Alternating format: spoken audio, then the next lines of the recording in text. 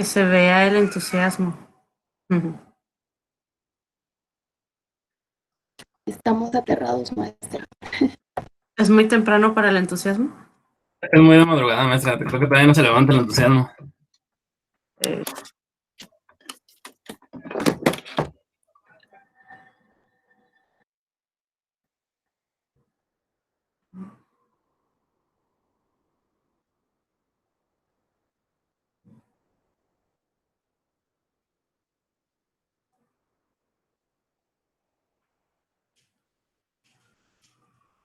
Empezar de abajo para arriba.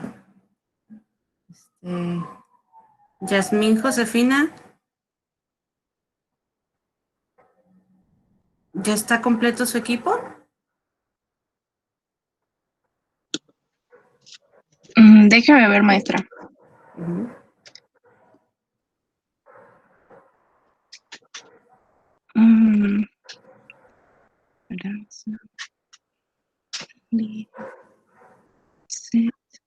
Sí, maestra. Igual nosotros grabamos video, ¿lo presentamos? Sí.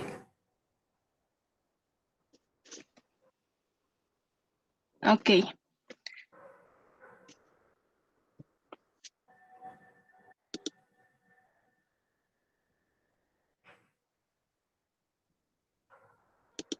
Acuérdense los demás, hay que poner atención y al final hacer preguntas y comentarios a sus compañeros.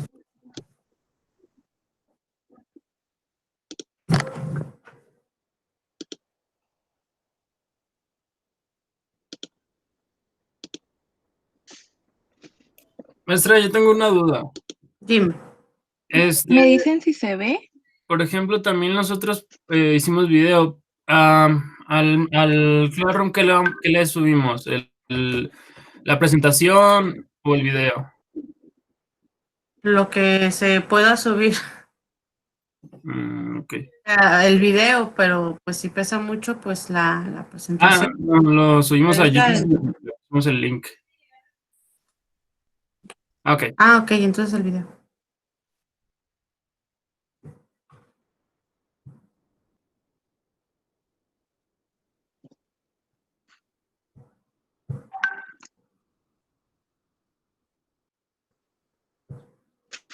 ¿Ya lo comienzo, maestra? Sí, por favor. Ok.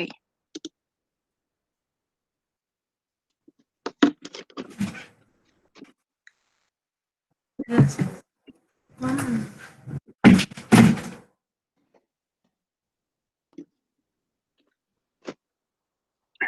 Hola, buenos días. Nosotros les vamos a explicar hoy el artículo que tiene por título Producción de proteína y biomasa probiótica de Lactobacillus casei liofilizadas a partir de suero de leche de cabra.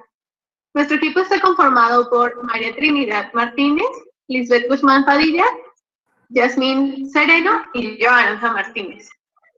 Y en este presente trabajo se va a analizar la técnica empleada por Aguirre y Escaurizi y que colaboraron para la obtención de proteína liofilizada y biomasa probiótica liofilizada de Lactobacillus casei a partir del suero de la leche de cabra. Y se comparan con otros autores el crecimiento de biomasa y se estudia la cinética de crecimiento en el proceso de impacto por lotes. En esta diapositiva tenemos tal cual la portada de nuestro artículo, donde está el nombre de la revista y autores.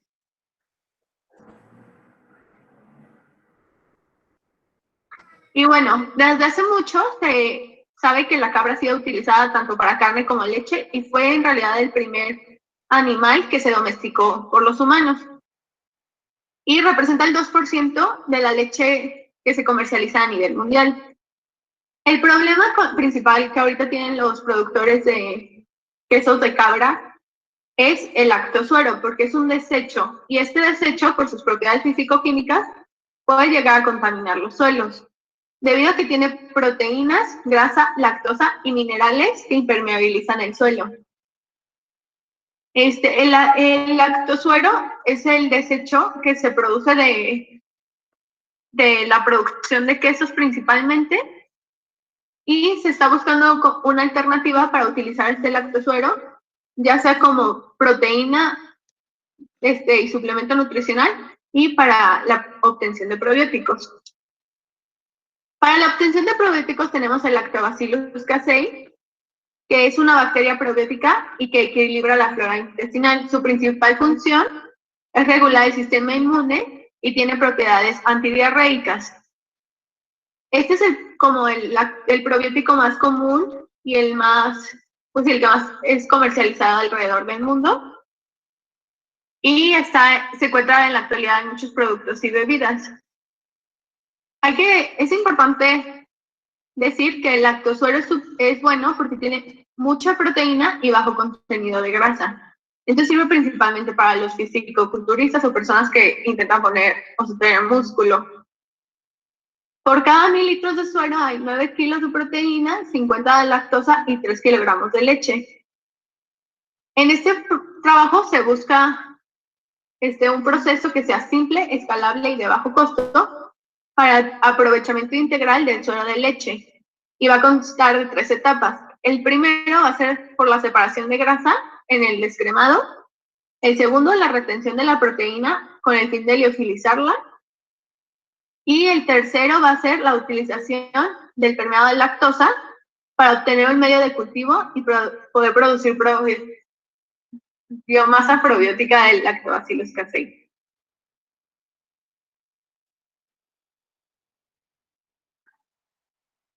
Bueno, y dentro de nuestros materiales se utilizó el suero de leche de caprino, derivado de la elaboración de queso panela y de cuajada. El suero de leche fue caracterizado bromatológicamente utilizando protocolos estándar para humedad, proteínas, fibras, grasas y carbohidratos, como los que se muestran aquí en la imagen. En nuestras metodologías, de manera general, se plantea la recuperación de proteínas del suero de la leche por un proceso de ultrafiltración. Esta se liofilizará para obtener un primer producto en forma de polvo. La fracción filtrada se destinará a la obtención de biomasa probiótica vía fermentación. Esta será también liofilizada, siendo este un segundo producto. Ahora, viendo cada uno de los procesos, podemos ver en la ultrafiltración que el suero de leche de cabra fue precalentado a 50 grados Celsius y filtrado en un equipo de ultrafiltración. En este se utilizó una columna de túbulos de polisulfona de 10 kilodaltons y de 2.800 centímetros cuadrados, con un rango de presión de trabajo de 1 a 1.5 bars. De aquí obtenemos dos productos. El primero es el concentrado de proteína que fue retenido y el segundo es una fracción filtrada de lactosa que fue permeado. De esta forma podemos ver en la evaluación comparativa de la solubilidad y la dispersibilidad de proteína liofilizada que se realizó un estudio comparativo de dispersión-solubilización entre el producto comercial y la proteína liofilizada recuperada del suero de la leche. Para estas pruebas se utilizó 1.42 gramos de la muestra de cada producto que se virtieron en 100 mililitros de agua bidestilada. De aquí se llevaron en un proceso de agitación a 200 revoluciones por minuto por 5 minutos. Esto se dice en el artículo que fue un tiempo suficiente para alcanzar una distribución estable de tamaño de partícula en ambos productos. Para finalizar, se envió a un equipo analizador de distribución de tamaño de partícula. Ahora, en el cultivo en bioreactores, los experimentos de fermentación de permeado fueron conducidos a un bioreactor instrumentado. De aquí se utilizaron condiciones operacionales, que son las que se muestran ahí, que fueron 37 grados Celsius, pH de 5.5 y una agitación de 300 revoluciones por minuto. De cada una de las muestras se tomaron 25 mililitros del bioreactor para cuantificar lo que era la concentración de biomasa y de sustrato. De aquí se realizaron 3 experimentos con distintas condiciones de concentración tanto de inóculo como de sustrato. En el inóculo con un rango de 0.5 a 1 gramo por litro y en el sustrato de 33 a 50 gramos por litro. De estos fueron aprobados 2 experimentos. En la primera de ellas se llevó a cabo, el cultivo estaba en una agitación por 20 horas. De aquí fue interrumpida y se permitió una sedimentación natural de la biomasa presente en un periodo de 4 horas. Finalizando estas 4 horas, 1 litro del sobrenadante fue retirado del bioreactor para ser sustituido por 1 litro de medio de cultivo fresco. En la segunda estrategia, en esta, el lote fue implementado a partir de un cultivo en fase exponencial, donde una cuarta parte del volumen del bioreactor fue retirada del tanque, pero esta en condiciones de agitación, para posteriormente ser suplida por un medio de cultivo fresco. Para la determinación de concentración de biomasa en reactores, todos los experimentos aquí reportados, la concentración de biomasa se evaluó por medición de absorbancia de 560 nanómetros. Las lecturas de absorbancia se tradujeron a peso seco, utilizando una curva de calibración basada en mediciones gravimétricas de muestras liofilizadas de nuestra bacteria cultivado en el mismo medio y condiciones. Para efecto del análisis cinético, se supone válido el modelo general de crecimiento de primer orden, donde se propone que la velocidad de crecimiento de la biomasa es proporcional a la cantidad de biomasa a través de la tasa específica de crecimiento. Finalmente, la viabilidad de muestras de biomasa seca fue evaluada por el método de siembra y cuenta en placa en el medio.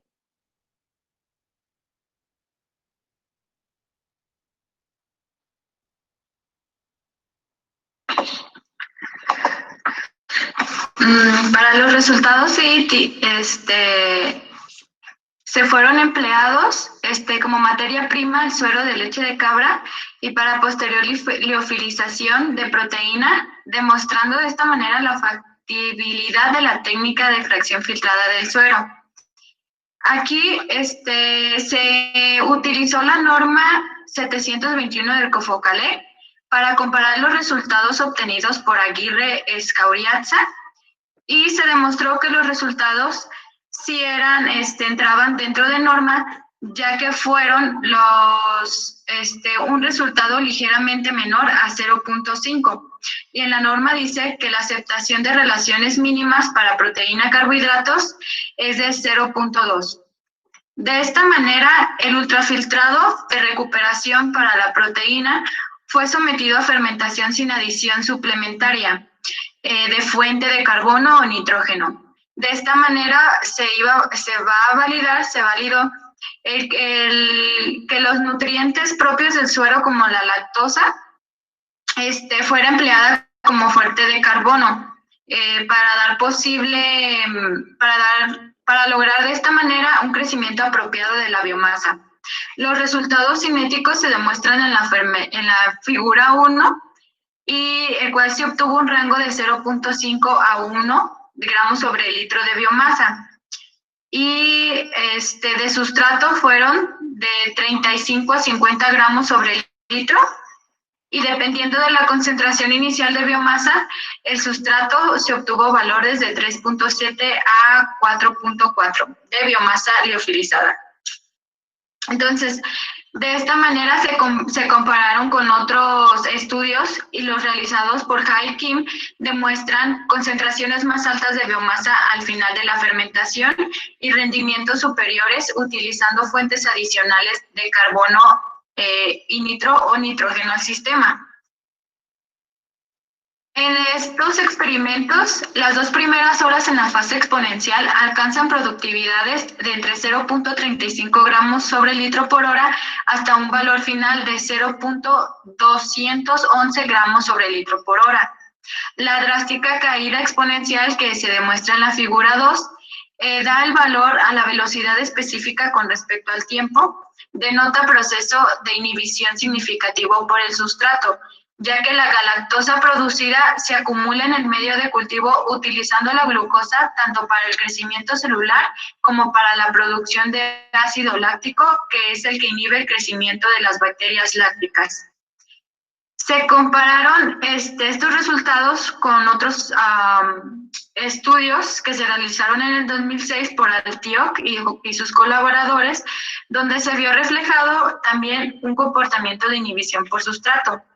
Aquí los autores emplearon dos modelos cinéticos, uno que fue el modelo cinético por Monod, que la ecuación define la tasa de crecimiento de la biomasa como una relación exponencial, y el otro modelo cinético fue la ecuación de logística que describe dicha cinética de crecimiento en términos de fases exponenciales y estacionarios. Fue así que se modificó la ecuación logística en términos de inhibición de biomasa y se produjeron valores más bajos de la suma de cuadrados de errores.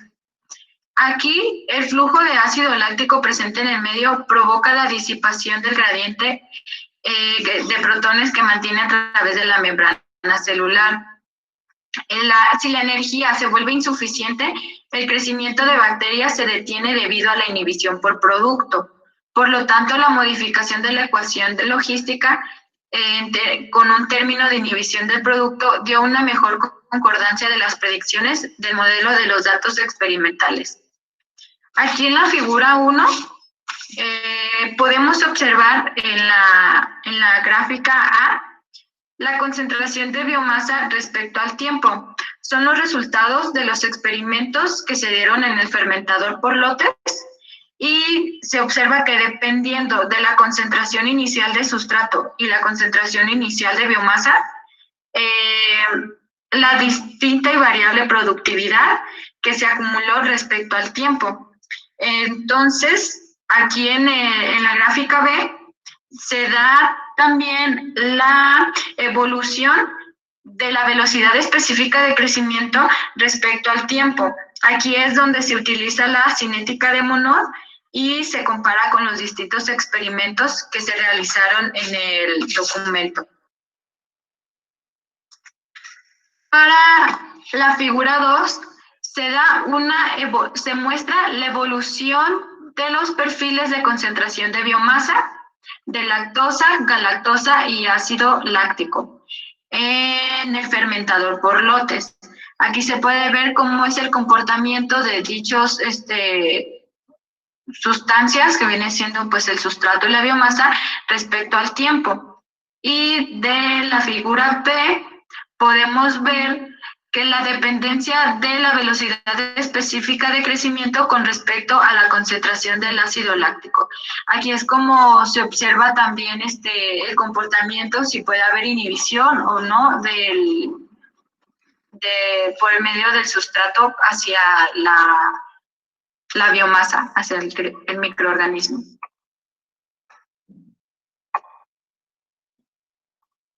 Conclusión. La leche de cabra es un subproducto con muy buen valor económico, o sea, que es muy económico y está presente en muchas industrias de México, resultando que esto es un desecho industrial. Los resultados presentados documentan la factibilidad de la técnica de producción de dos posibles productos de un alto valor agregado a partir del suero de la leche. Uno es la proteína liofilizada de alta solubilidad y B, la biomasa probiótica de Lactobacillus casei liofilizada. La proteína liofilizada producida a partir del retenido presenta un comportamiento de disolución-dispersión superior a un producto comercial análogo. Se obtuvo concentraciones en el orden de 3 a 4 gramos sobre litro de biomasa probiótica de Lactobacillus casei. Esto es dependiendo del inóculo y del sustrato. Una vez liofilizada, esta biomasa tiene una viabilidad en el orden de 10 a la 10 unidades formadoras de colonia de biomasa, sobre gramos de biomasa. Se presentaron dos métodos. Uno es por métodos por lote y el otro es por cultivos por lote alimentado, teniendo una viabilidad mayor en el lote de cultivo de cultivo por lote alimentado con 5.17 por 10 a la 9 UFC sobre gramos, y el liofilizado de esta biomasa tiene la viabilidad es muchísimo mayor en el lote de cultivo por lote alimentado. El proceso de fermentación propuesto es sumamente simple, requiriendo exclusivamente el control de la temperatura a 37 grados centígrados y un pH de 5.5. Otra de las ventajas más que se propuso en el trabajo es que no requiere otra materia prima. De los dos métodos del cultivo de biomasa, se recomienda usar el cultivo por lote alimentado, con una viabilidad de 0.46 gramos por litro hora.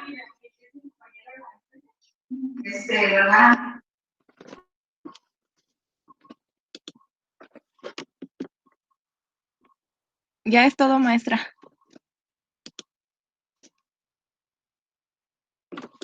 Bueno, antes de pasar a las preguntas, algunos comentarios. Les faltó poner sus referencias al final. Es preferible cuando usen, más bien no usar el término de flora intestinal. Lo más correcto es microbiota.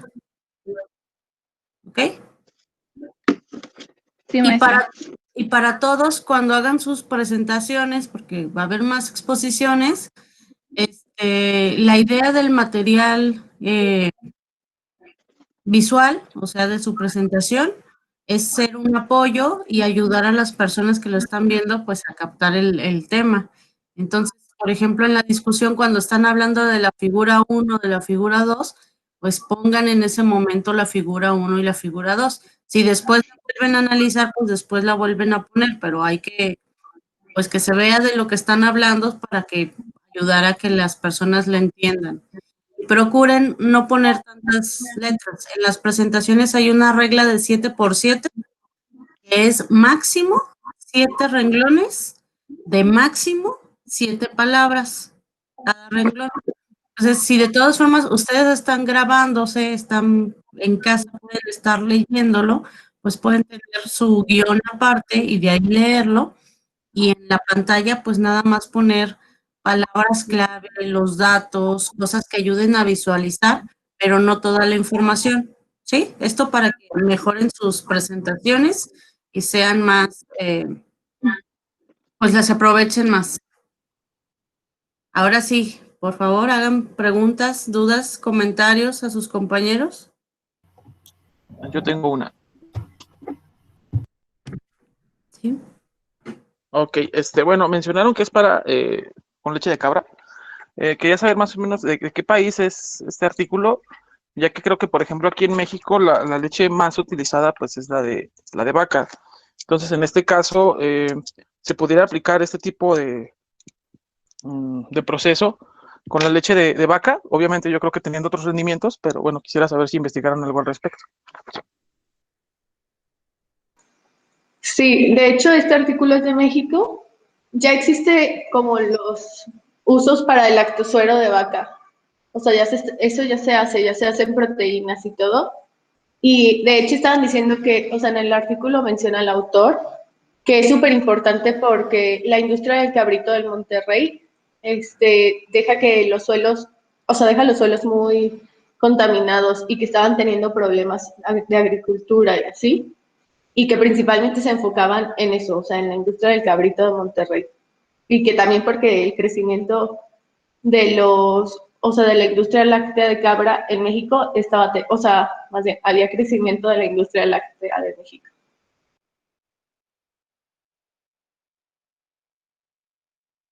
Ok, muchas gracias. Yo tengo otra duda.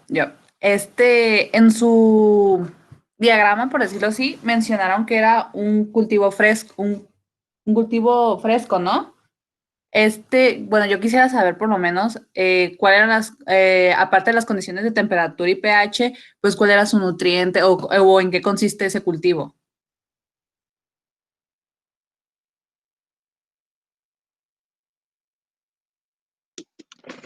Bueno, en realidad el cultivo mencionaba, estuve buscando exactamente eso para ponerlo.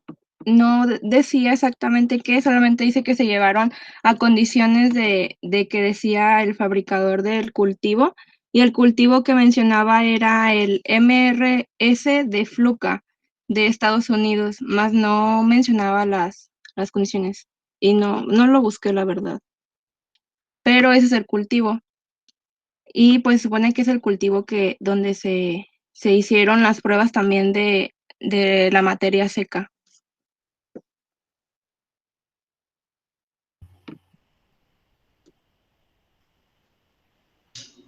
Yo tengo otra pregunta.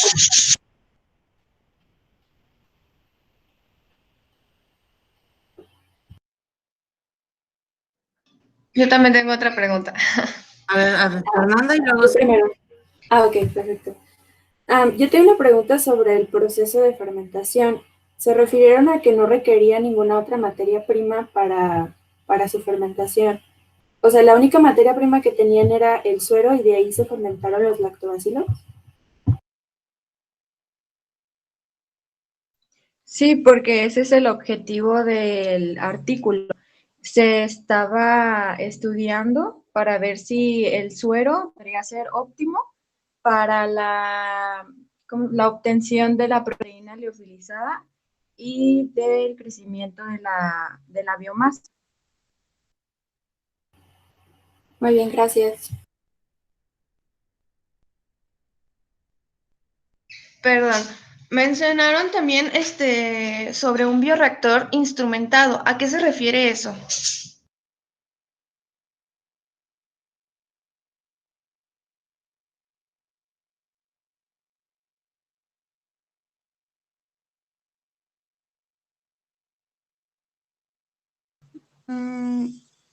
Me imagino, la verdad, no lo busqué yo, que es Perdón, Mira. yo sí lo busqué, si quieres yo lo digo. Ok, Es que no ok. podía poner mi micrófono.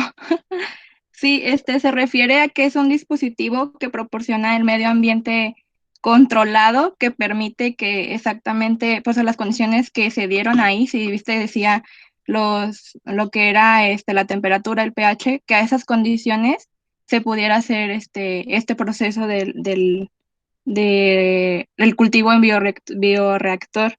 Entonces se refiere exactamente a que tiene un medio ambiente controlado que permite este crecimiento eficaz. Perfecto, gracias. Muy bien, compañeros. En cuanto a la pregunta del medio, eso es muy importante, porque acuérdense que tienen que ver cuáles son las fuentes de carbono, nitrógeno que se están utilizando. El medio MRS es un medio selectivo, precisamente enfocado para bacterias acidolácticas, que inhibe el crecimiento de las bacterias gram negativas. Entonces, permite que crezcan las bacterias como lactobacillus, pero también otras bacterias gram positivas. Entonces se requiere de un medio anaerobio para favorecer nada más el crecimiento de los lactobacilos. Y en el caso del equipo instrumentado, pues es el que tiene las condiciones cerradas y con el termómetro, para medir el electrodo, para medir pH, o sea, tiene todas las condiciones para cuantificar los parámetros.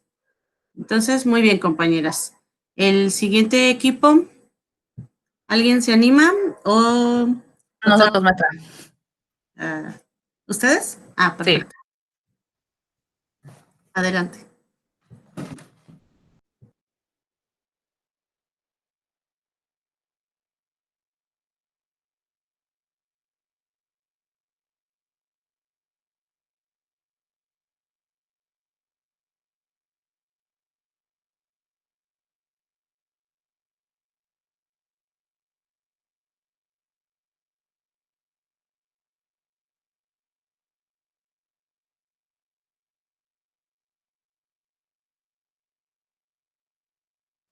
Ay, perdón, tuve fallas,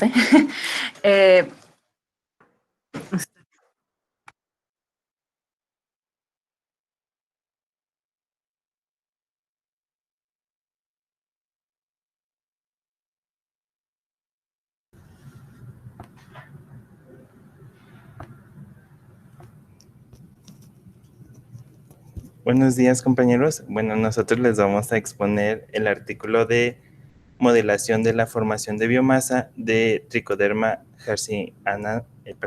hertzianum de la cepa comercial RIFI A34 en fase sólida.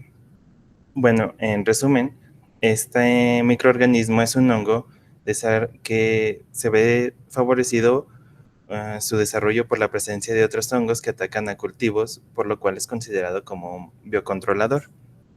Es por ello que desarrolló un interés a nivel industrial, ya que produce 3 tipos de esporas, por así decirlo, que son las hifas, clamidoesporas y las esporas como tal, las cuales son más viables para los programas de biocontrol. El principal nutriente que utilizan este microorganismo es el almidón, por lo que en este artículo muestra cómo el almidón más una combinación de un campo magnético estimula el crecimiento del microorganismo desarrollando esporas, y lo representan mediante una gráfica, el cual está basado en un modelo primario que permite deducir desde su empleo. Y pues las palabras clave que utilizamos fue un biocontrolador, la fermentación, el crecimiento, cultivo y un modelo matemático. Este artículo fue sacado de la revista, del sitio Ese Cielo. Se encuentra en la revista Tecnología Química, proveniente de Cuba, publicado en el 2019.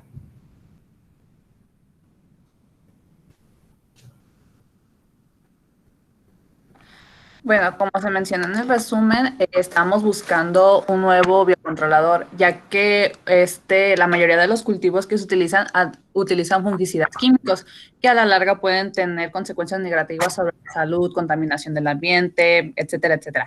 Se supone que estos deben de reducir o eliminar la incidencia fitopatogénica de los que producen los cultivos. Entonces, lo que se guiaron para más que nada en este artículo fue buscar un hongo, los cuales poseen muchas de las características para un biocontrolador, ya que tiene una gran incidencia en poder patogénico y la capacidad de producir epizotias. Esto hace referencia a enfermedades principales que se dan en una zona. Aquí los cultivos a tratar más que nada para implementarlo como biocontrolador es en cultivos de tomate, pepino, pimientos, entre otros. Y se utilizó especialmente trichoderma de la cepa A34, ya que es la especializada para este tipo de cosas.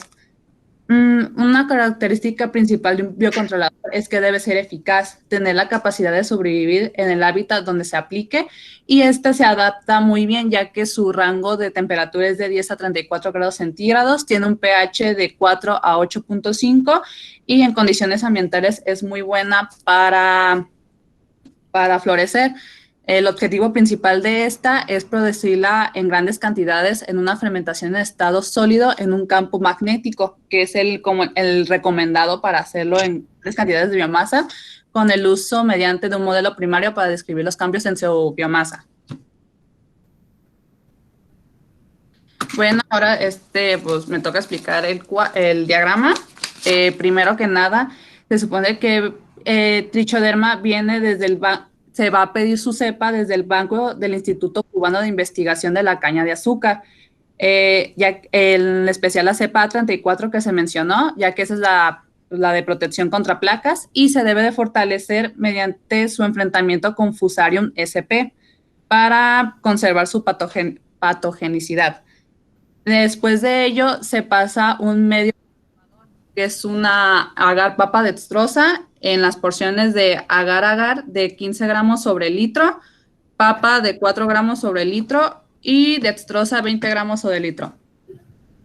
Debe tener un pH de 5.5 más menos 0.2, neutralizado, que se puede neutralizar con, ay, se me fue el nombre de eso, cloruro, ay. no me acuerdo de los nombres.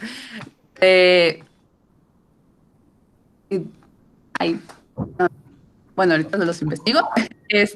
Y debe estar esterilizado durante 15 minutos a una atmósfera a 121 grados. Posterior a esto, ese mismo cultivo se debe ajustar a 5.4 y se vuelve a esterilizar por 20 minutos a una atmósfera igual a 121.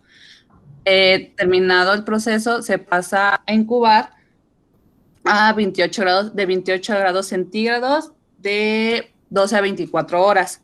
Y de ahí se pasa a la fermentación en estado sólido. Esto lo pasamos a un bioreactor de tipo columna empacada con una carga de 100 gramos. Para esta, además, se agrega una base de acrílico con 32 orificios como soporte al sustrato. De ahí, al momento de que empieza el proceso, el aire es controlado a cada columna por dos, ¿cómo se llamaba? Por dos volumen kilogramo por masa. Volumen de aire por kilogramo de medio, perdón. Y el sustrato que se va a utilizar es gabazo de caña al 86WW, que es como la abreviación de peso neto en inglés, y va a ser enriquecido con polvo de arroz al 14%. ¿Por qué polvo de arroz? Porque en investigaciones pasadas se dieron cuenta o concluyeron que el mejor sustancia orgánica para enriquecer a este hongo es el polvo de arroz. El proceso dura 14 días y deben de tomar una unidad experimental cada 12 horas. Retornando tantito al sustrato, también esas tuvieron condiciones: el tamaño de la partícula y que la humedad esté al 50%. Estos deben de ser esterilizados por 40 minutos a una atmósfera por 121 para que el bioreactor funcione en óptimas condiciones. De ahí el proceso de cultivo dura 14 días, se debe tomar una unidad de muestra cada 14 horas, pero se deben homogenizar para garantizarla. Se replica 3 veces por cada experimento. Y ahora el ajuste matemático. Esto se utilizó un programa que dice Origin. Este programa lanza ya como las ecuaciones dadas. En el documento se hizo mención que aquí no fue necesario hacer un ajuste, ya que el modelo que permite el programa realiza inferencias directas sobre la interpretación biológica de sus parámetros. Se muestran las fórmulas y lo que se supone y lo que significa cada una. La Y es la variable dependiente, que es el igual al número de células contadas, que son los conidios sobre gramo de sustrato. X es la variable independiente, que es el tiempo de fermentación en horas. A es valor asintótico cuando el tiempo crece indefinidamente, que es aproximadamente equivalente a la concentración final de microorganismos. K es la tangente en el punto de inflexión de la curva de crecimiento, que es equivalente a la velocidad específica de crecimiento máximo de la espora, que es un mínimo sobre H. X sub C es el tiempo que se alcanza en el punto de inflexión o de máxima velocidad de crecimiento, que son pues el tiempo máximo en la curva. Para hacer válidos estos resultados, se utilizaron los criterios de información de Aikaike, que es con los parámetros de R cuadrada ajustada y el chi cuadrado, mínimos cuadrados de los residuos y la prueba de Fisher, y la normalidad de los residuos en la prueba de Golgorov-Smirnov.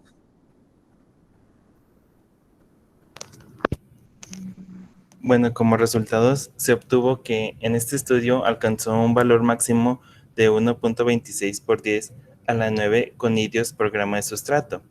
En cambio, en otro estudio en el cual también evaluaron el crecimiento de este mismo microorganismo, obtuvieron un máximo de 9.8 por 10 a la 9 conidios por gramo de sustrato.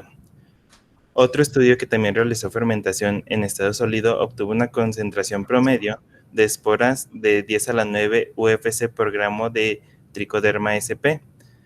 Y por último, en el estudio de Elosegui Claro et al., en el 2019 reportaron una concentración de 1.1 por 10 a la 9 esporas por gramo de sustrato. Todos estos estudios utilizaron diferentes sustratos, pero en su composición pues fue básicamente lo mismo. Por ejemplo, en el estudio que les estamos presentando, como ya fue mencionado, utilizaron el bagazo de caña y enriquecido con un polvo de arroz, con una humedad al 50% y también utilizaron el bioreactor. En el estudio de Cruz 2001 utilizaron un sustrato ya estandarizado con un código SS1 compuesto de arroz y salvado de trigo principalmente. Este contenía una humedad de 39% y también utilizaron un bioreactor. En el estudio de Javid et al. 2008 utilizaron 13 sustratos y 2 fermentaciones, una artesanal y 2 semi-industrial.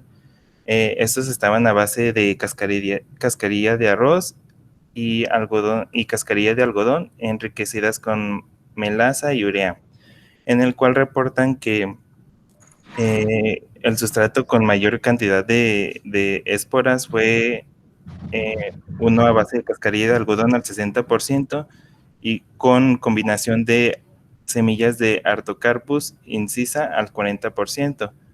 Estos obtuvieron una concentración de 2.1 por 10 a la 8 esporas. Y por último, en el estudio de Elosegui Claro, en el 2009, utilizaron un sustrato a partir de arroz y arroz partido y cáscara de arroz, basados en una metodología ya publicada, y esto se ajustó a una humedad relativa del 10 al 12%.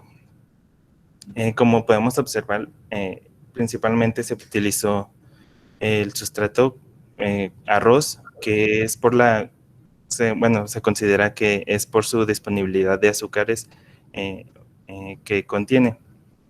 También se comparó en el estudio el desarrollo de las esporas contra, el desarrollo de esporas con tratamiento magnético y el que no contiene el tratamiento magnético.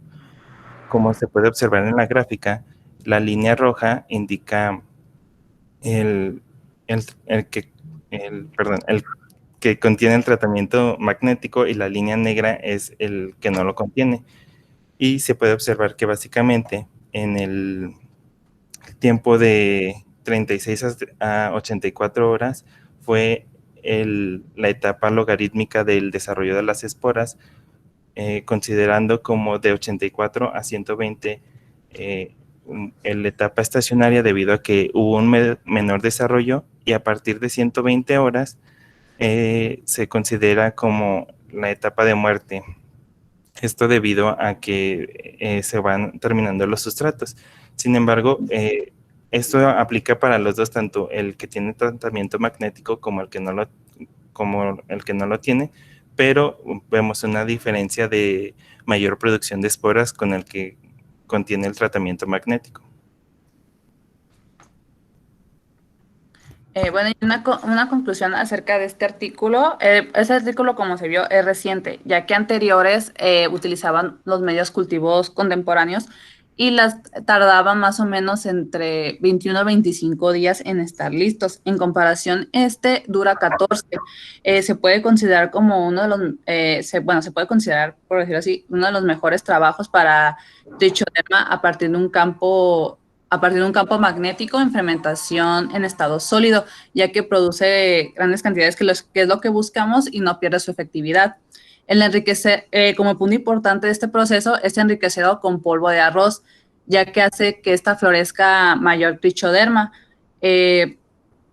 A comparación, en otros estudios se utilizaron la comparación de un grano entero, es mucho mejor, pero los costos de estos es muy alto. Entonces se optó mezclar el gabazo más el polvo de arroz. También otra alternativa que, bueno, nosotros consideramos o que se nos podría ser interesante es haber pues un sustrato que contenga mayor contenido de arroz y junto con la combinación del campo magnético, ya que todos los que utilizaron básicamente era una concentración menor de arroz, ya sea en polvo, en grano o la cascarilla. También, por ejemplo, hacer también la comparación de qué se podría utilizar, bueno, qué resultados se obtendría si se utilizaría el método de cascarilla de algodón más semillas de Artocarpus incisa, junto con una combinación del campo magnético, ya que, como vimos, el campo magnético hace que las esporas se desarrollen en mayor cantidad. Y junto con junto con este sustrato, pues podría que se desarrollen un mayor número de esporas, ya que lo que principalmente se busca es el desarrollo de este microorganismo para utilizarlo como biocontrolador. Y pues esto sería todo de nuestra parte. Muy bien, compañeros, ¿preguntas? Yo quiero iniciar. De lo que se había equivocado o no se había olvidado la muchacha de la molécula, es ácido clorhídrico. Y de la pregunta que tengo es que no me quedó claro qué significa entomopatogénicas.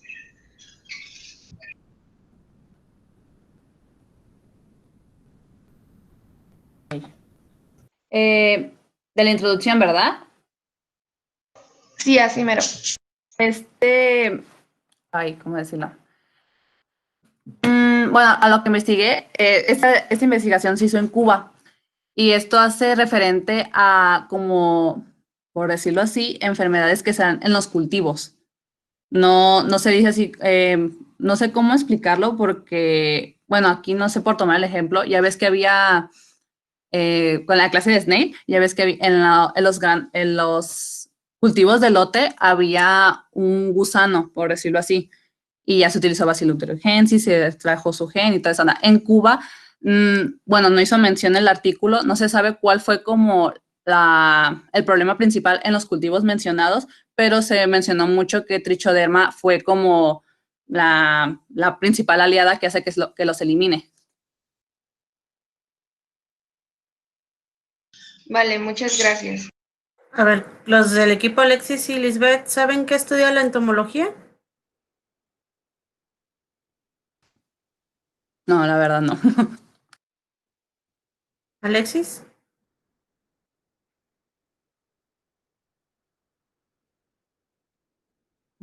Algo así como insectos, ¿no? Insectos, ajá. Entonces, ¿qué sería entomopatógeno? No, y los insectos que afectarían, ¿no? Al revés, un patógeno de insectos. ¿Otra pregunta?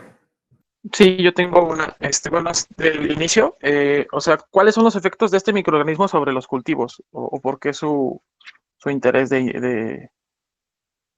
pues sí, el interés en estudiarlo? Porque reducen los niveles, bueno, se hizo una comparación y se reducen los niveles que producen estos, ya que a comparación de un fungicida químico, no contiene consecuencias a la salud, por eso la importancia de utilizarlo. Sería como sustituir el fungicida químico para empezar a utilizar biocontroladores. También es considerado como un microorganismo competente, creo. O sea, compite por el lugar, los nutrientes y todo. Entonces, es por eso que, bueno, yo leí un estudio que se comparó contra otro hongo patógeno y pues básicamente este hongo es el que lo inhibía. Por eso es el interés en el que buscan, pues básicamente. Ok, muchas gracias. Yo tengo una pregunta. Había mencionado que se utilizó la harina de arroz para cultivar este microorganismo, o sea, ¿habrá otro, como otro tipo de harinas de otro material para cultivarlo o que tenga mayor rendimiento? Sí, de hecho sí hay un estudio donde se busca la producción masiva de este en diferentes sustancias orgánicas. Decía que había, puede ser cacao, alote de maíz, cacahuate, ajonjolí, etcétera, etcétera. Pero mencionaban principalmente que el arroz como tal era como la fuente principal, que era como entre todos el mejor, pero que sí estaba como dentro de los más caros, pues se buscaban otras alternativas. Y bueno, al leer ese documento más el que tenemos, pues concluimos, ok, si no se puede con arroz en su totalidad, combinarlo con otros para que tenga las propiedades que brinda el arroz, pero que el costo no afecte en el proceso. Ok, gracias. Yo también tengo una duda. En la parte de la metodología, vi que en el bioreactor se decía que tenía una base de acrílico con 32 orificios. No me quedó claro si esta base ayudaba o potenciabilizaba en el proceso algo o solamente es por la estructura del bioreactor. La verdad, bueno, dice en el documento que se utiliza como soporte del sustrato. Bueno, ya no sé si se vio en la imagen, se alcanzó a ver, era en forma de columna. Quiero suponer que como la base se encuentra abajo, entraría como un filtro, por decirlo así, porque sí fueron muy específicos en que con 32 y debe estar el soporte. Ah, ok, gracias.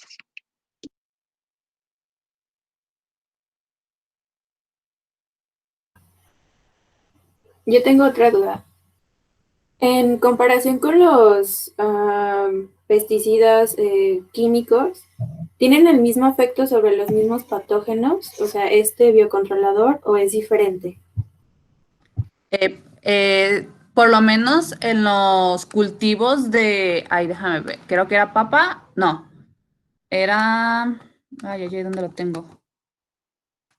Los de pimiento, pepino y tomate, esos principalmente sí tenían como la misma efectividad. En el apartado de otros apenas están haciendo, bueno, no apenas, sino que como que dejaron muy la pregunta al aire, pero lo que es tomate, pimiento y pepino sí se ha comprobado que son igual, pues no igual, pero sí tiene una eficiencia igual que un fungicida químico. Y ya pues por decirlo así, como es natural, se están guiando más por ir por esa parte, por lo menos en esos cultivos. Gracias. Muy bien, seguimos con el siguiente equipo. ¿Hay voluntario? Nosotros, maestra. Ivonne, adelante.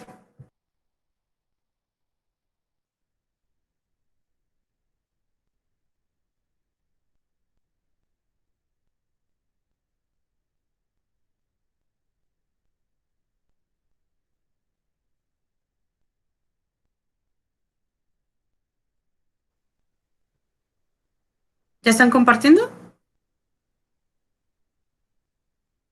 No, Permítanos, espera un maestra. momento, por favor. Ah, ok, está bien.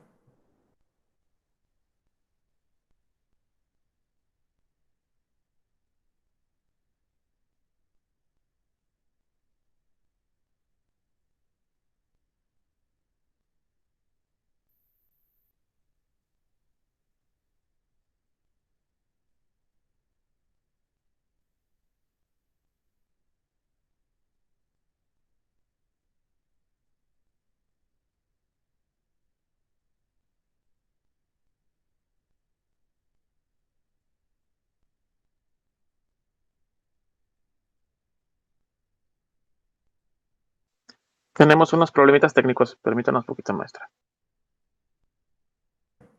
Está bien.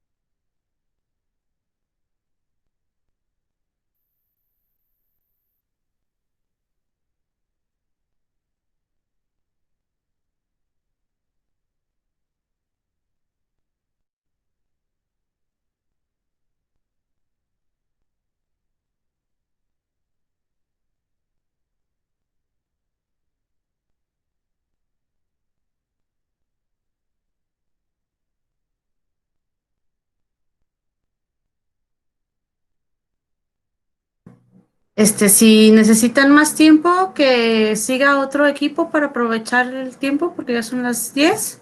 Una Ya. disculpa, maestra, sí, no, no No, hemos no se podido preocupen. presentar. Ahorita vemos cómo lo hacemos. Muy bien, no se preocupen. Siguiente equipo. Si quieren subirlo en Drive o para que lo pueda compartir y descargarlo y ponerlo, no sé. Ustedes en lo que resuelven. Sí, muchas gracias. Vamos a ver eso ahorita. Gracias. ¿Alguien más? Siguiente equipo. A ver, Otaviani García. Sí, maestra. Queremos ver si usted podría presentar el video, es el que acaban de mandar por el chat. Muy bien. Ya está en YouTube.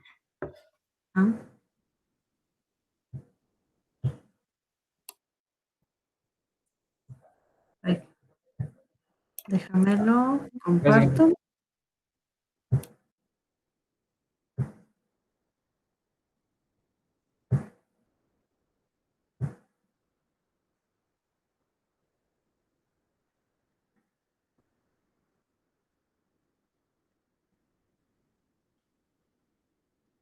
¿Ya están viendo mi video? Sí, maestra, ya se ve. Ok, ya va.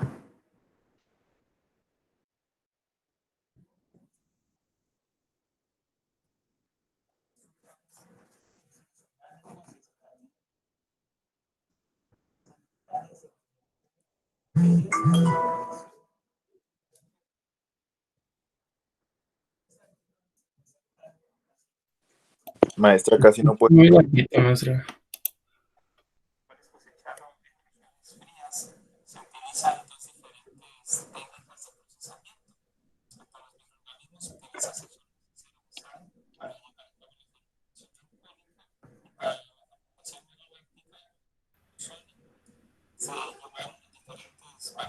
Maestra, no se escucha. Sí, se escucha muy, muy, muy bajito.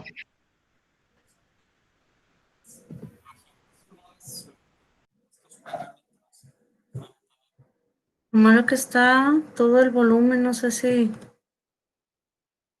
Todo el volumen. Entonces, si quiere lo presento yo, maestra. Lo voy a abrir desde la compu. A ver, ok.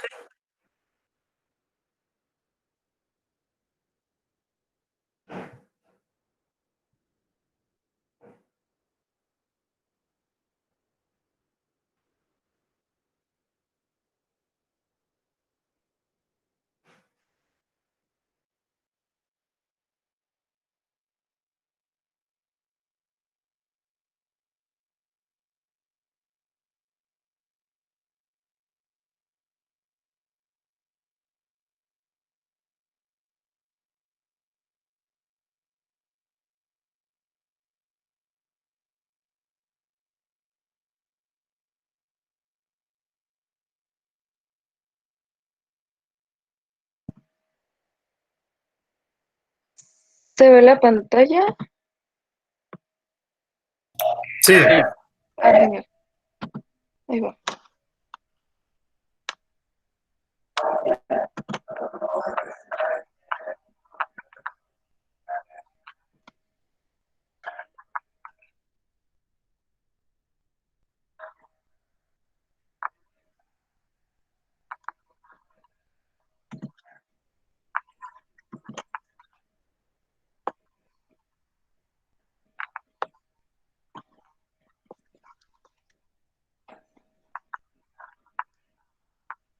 Tampoco se escucha ya. ¿No? No. Rayos. Déjame ver si yo puedo.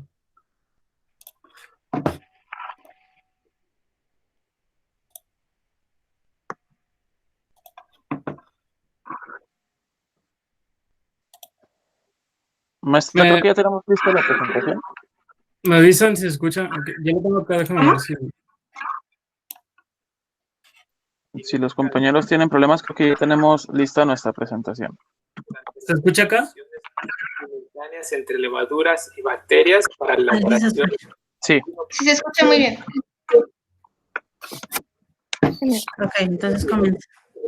Presentar el siguiente artículo que trata sobre cinética de azúcares, ácidos orgánicos y acetaldehído durante las fermentaciones simultáneas entre levaduras y bacterias para la elaboración de un vino blanco a diferentes valores de pH. En ese artículo se presentan las fermentaciones alcohólica y maloláctica para la obtención de un vino blanco, el cual es cosechado en regiones frías. Se utilizan dos diferentes técnicas de procesamiento.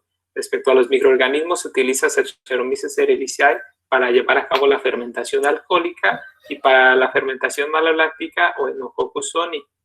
Se llevaron a diferentes valores de pH, los cuales son muy comunes en este procesamiento y sobre todo que en las regiones frías suelen tener estos parámetros, suele tener un pH más reducido con respecto a otros y menos concentración de azúcares, y se evalúan su crecimiento microbiológico y la implicación que tienen en la creación de metabolitos y productos de interés en esta industria.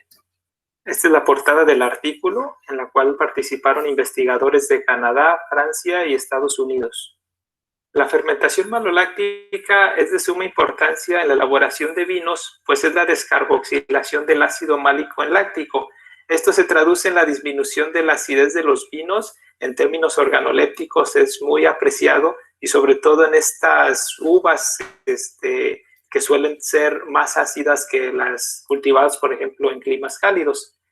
Lo más común cuando se lleva a cabo esta fermentación maloláctica es hacerla después de que concluye la fermentación alcohólica, es decir, cuando los azúcares reductores suelen estar por abajo de 1.5 gramos por litro. Por otro lado, se evalúa aquí la viabilidad de la técnica, que es inocular el microorganismo que va a hacer la fermentación maloláctica desde el inicio de la fermentación alcohólica, junto con Saccharomyces cerevisiae.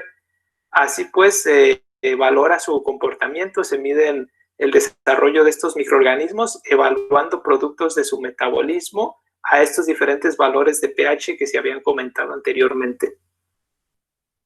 El artículo nos presenta la recepción del mosto uva Chardonnay, el cual se obtuvo de la empresa canadiense internacional Camil.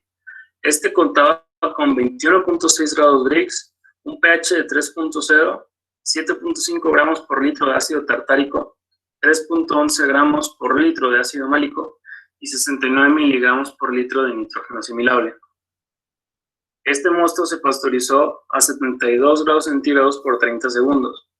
Después de esto se filtró el mosto para eliminar sedimentos y se hizo una adición de nutrientes de 500 miligramos por litro de fosfato de amónico hidrogenado y 300 miligramos por litro de un complejo de levaduras en adición con fosfato de amónico hidrogenado. Después de esto, el mosto fue separado en 4 lotes, agregando 300 gramos por litro de solución de bicarbonato de potasio seguido de una estabilización en frío. Después de esto se llenaron galones de vidrio con 3.5 litros de mosto, los cuales se ajustaron a valores de pH de 3.2, 3.35, 3.5 y 3.65. Y se vinificaron con la levadura de Saccharomyces cerevisiae y la bacteria pseudoláctica o Enococcus soni, donde las bacterias fueron inoculadas juntas con la levadura, lo cual se conoce en el artículo como la fermentación simultánea, y también fueron inoculadas después de ser completada la fermentación láctica, conocida como fermentación consecutiva. La temperatura de fermentación se mantuvo entre los 19 y 20 grados centígrados. Después de ser completada la fermentación alcohólica y la fermentación maloláctica, se añadieron 30 miligramos de sulfitos al vino, los cuales fueron trasegados y clarificados con 0.4 gramos de bentionita. Seguido de esto se ajustó la concentración de sulfitos libres a 30 miligramos por litro 3 veces en un periodo de 2 semanas. Finalmente los vinos se sometieron a una filtración fina en una membrana de nylon y antes de ser embatollados se utilizó CO2 para contar con una atmósfera modificada y favorecer la conservación del vino. Para la parte de cultivo en medio sólido se utilizó una formulación desarrollada por Deman, Rogosa y Sharp, agar MRS por sus siglas. Este agar Es un medio apto para el crecimiento de bacterias del ácido láctico y muestra una buena productividad para casi todas las bacterias de este grupo. Además, inhibe a la mayoría de los microorganismos. Este medio se utilizó para el cultivo de Oenococcus oeni. En la tabla superior se muestra su formulación expresada en gramos por litro. El primero es el agar bacteriológico, que es el agente solidificante, seguido de la dextrosa, que es el hidrato de carbono fermentable. Los sulfatos de manganeso y magnesio son fuentes de iones y sulfato. El extracto de carne proporciona nitrógeno, vitaminas, minerales y aminoácidos esenciales para el crecimiento. Twin 80 es un emulsionante. El citrato de amonio para un pH bajo. La peptona bacteriológica es utilizada para el mismo fin que el extracto de carne. El fosfato dipotásico y el acetato de sodio son agentes amortiguadores para mantener un pH bajo. Y por último, el extracto de levadura, que es una fuente de vitaminas, particularmente del grupo B. En la parte superior derecha podemos observar cómo las colonias de Oenococcus oeni resaltan del resto del medio, con unas pequeñas manchas blancas. Por otra parte, tenemos el medio utilizado para el cultivo de Saccharomyces cerevisiae. Las levaduras crecen bien en un medio que contiene solo una cantidad mínima de glucosa y sales, y el agar IPD contiene solo dextrosa, sales y proteínas, lo que favorece el crecimiento y reduce los tiempos de este. En la tabla inferior izquierda se muestra su formulación en gramos sobre litro. El agar bacteriológico es el agente solidificante. La peptona proporciona nitrógeno, vitaminas, minerales y aminoácidos. Y el extracto de levadura es la fuente de vitaminas, particularmente del grupo B. Y en la parte inferior derecha podemos observar la formación de colonias en el medio de cultivo. Existen diversos factores que influyen en la velocidad del crecimiento celular en la fermentación maloláctica, siendo los principales las altas concentraciones de acidez y etanol, al igual que la presencia de inhibidores, tales como los ácidos grasos de cadena corta, los cuales son producidos por la levadura durante la fermentación alcohólica. También se produce acetaldehído durante la fermentación alcohólica, el cual es de gran importancia para las propiedades organolépticas del producto final, tales como el color y el aroma, así como la estabilidad microbiológica del mismo. En cuanto a la glucosa, se tienen mayores residuos conforme el pH es más alto, es decir, aumenta, al igual que se encuentra un mayor residuo en fermentaciones consecutivas. Esto es de suma importancia, ya que los azúcares, al ser fermentables, representan un riesgo de deterioro si se llega a presentar bacteria o levadura alguna en el producto terminado. Las concentraciones más bajas de etanol durante el inicio de la fermentación alcohólica pueden haber sido responsables de las tasas más altas de degradación de ácido málico en las inoculaciones simultáneas exitosas.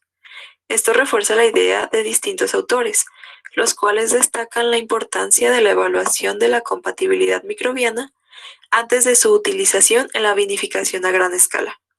O sea, entre las levaduras que llevarán a cabo la fermentación alcohólica y las bacterias acidolácticas que realizarán la fermentación maloláctica.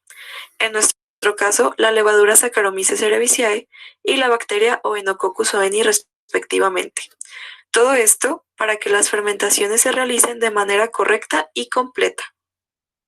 La tasa de consumo de ácido málico se vio afectada principalmente por el pH, más que el momento de la inoculación de Oenococcus oeni. El valor de pH de 3.2, tanto en inoculación consecutiva y simultánea, y el valor de pH de 3.35 en la inoculación consecutiva, impidieron la conversión del ácido málico a ácido láctico, tal como se muestra en la figura. Las coinoculaciones redujeron los tiempos de las fermentaciones, lo cual permitió una estabilización más rápida. Esto conlleva un hecho beneficioso en entornos industriales, ya que esto permite una mayor producción en un menor tiempo. Los rendimientos de la fermentación maloláctica fueron uniformes en todos los tratamientos. Además, no hubo diferencia estadísticamente significativa entre los niveles finales de ácido acético. Sin embargo, presentó una tendencia hacia niveles más altos en los vinos producidos por coinoculación o inoculación simultánea, especialmente a valores de pH altos.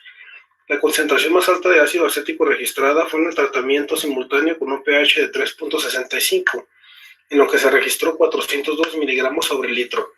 Pero en México la NOM 119 establece como límite máximo permisible 1500 miligramos sobre litro. Por lo tanto, el ácido acético producido no nos genera ningún tipo de repercusión.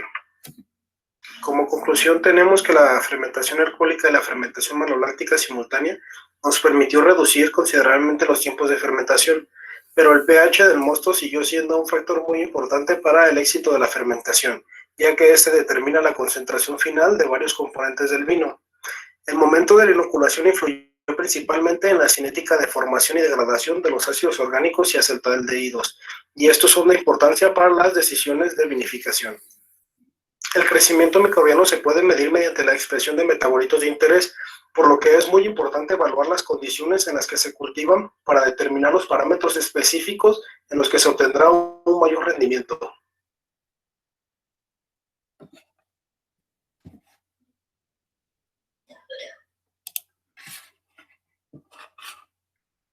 Listo. ¿Preguntas, muchachos?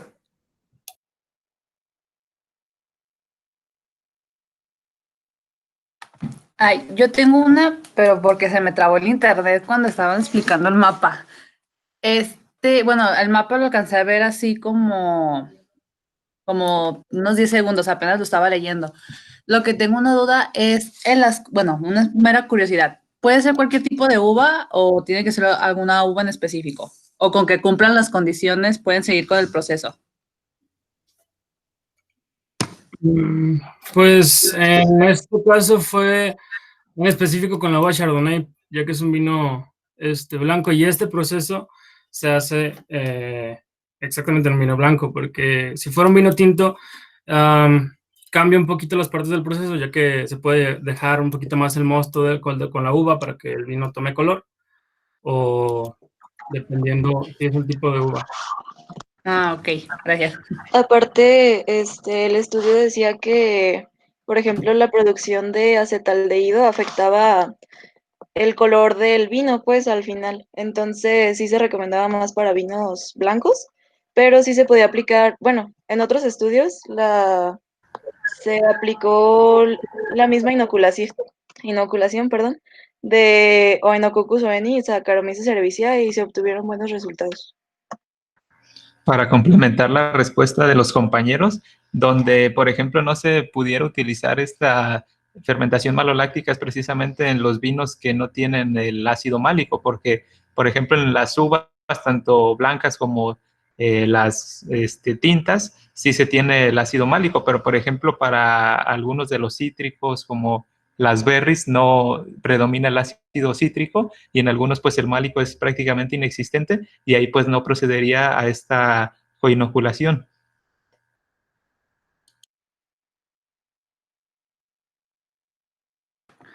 Ok, muchas gracias. Y bueno, también otra pregunta.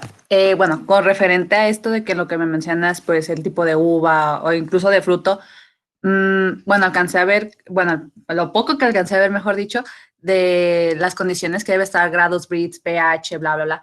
Si existiera un margen de error, ya cambiaría totalmente el resultado final. Bueno, no margen de error, sino de que, no sé, supongo, bueno, creo que los grados Brix eran 26, me parece, 28. Si supongamos que todas tus condiciones de pH, humedad, bla, bla, bla, estén, pero con que una te dé más o menos 2, ¿el resultado ya varía o preferentemente de que me tiene que dar exactamente eso? Pues, bueno, si quieres, Andrés.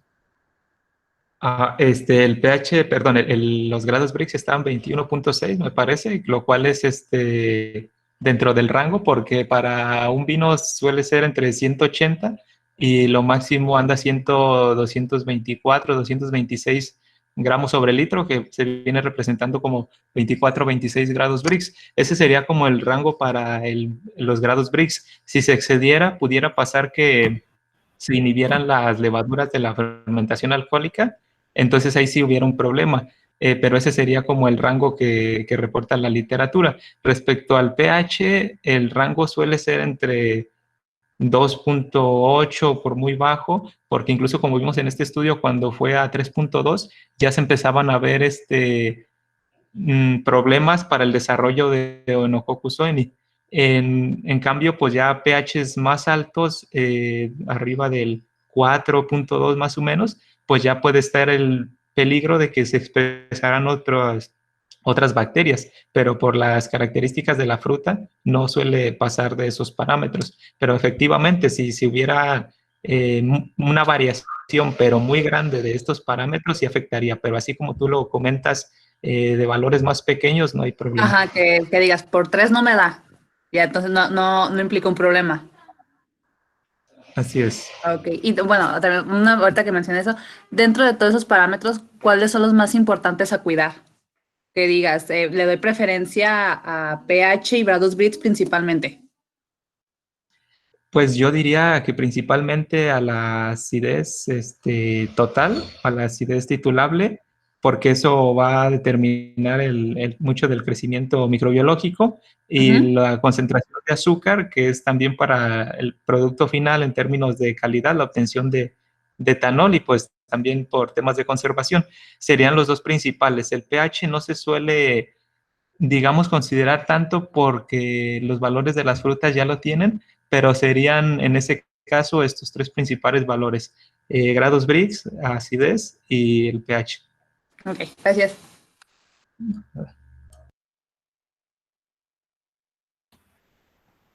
Yo tengo una pregunta.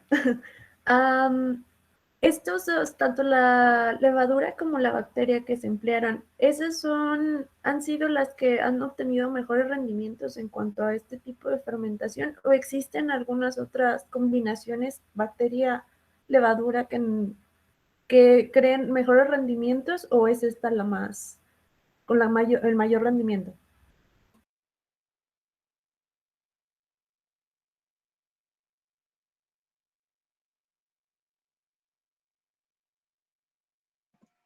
Pues no me acuerdo el nombre del otro autor, pero utilizaba otro tipo de bacteria acidoláctica. Ahorita te corroboro el dato. Y comparaba pues el rendimiento que obtenía utilizando a Oenococcus y esta otra bacteria que también era acidoláctica. Pero en ese caso también Oenococcus daba los mejores resultados. Pero pues ya depende de cada empresa y de dónde consiga pues sus cultivos. En este caso pues la investigación fue en Canadá y los obtuvieron pues de una misma empresa de allá. Y sí, suelen ser estos los microorganismos por excelencia para las fermentaciones alcohólicas y maloláctica. Lo que sí se han hecho, y más últimamente, para no perder la tipicidad de cada vino, es promover el uso de más levaduras. Por ejemplo, al inicio de la fermentación alcohólica se expresan principalmente otras levaduras como cloquera, jansenula, y suelen ser asociadas al deterioro del vino, producción, por ejemplo, de ácido acético. Sin embargo, se ha demostrado que sí aumentan la calidad del vino, pero en ciertas proporciones, y esa es una nueva área de estudio, el no solamente inocular la levadura Saccharomyces cerevisiae, por ejemplo, porque puede restar la tipicidad, pero sí son las que tienen en términos de rendimiento de los metabolitos de interés los más importantes. Gracias. En el estudio que menciona mi compañera Yara, se utilizó Starmerella bacilaris. Nada más para complementar.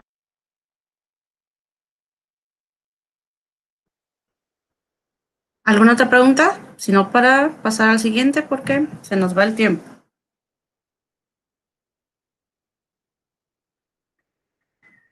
Siguiente equipo, entonces.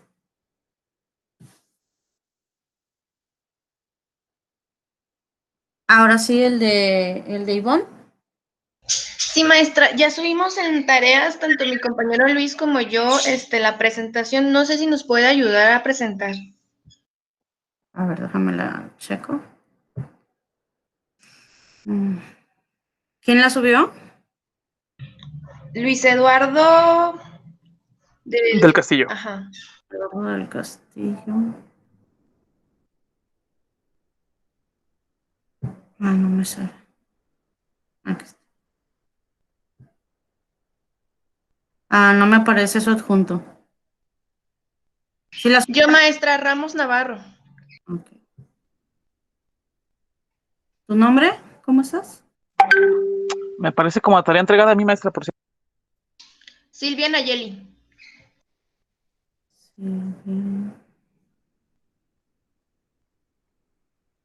Nayeli. Aquí sí me aparece. A lo mejor no se te ha terminado de subir bien. Déjelo verifico.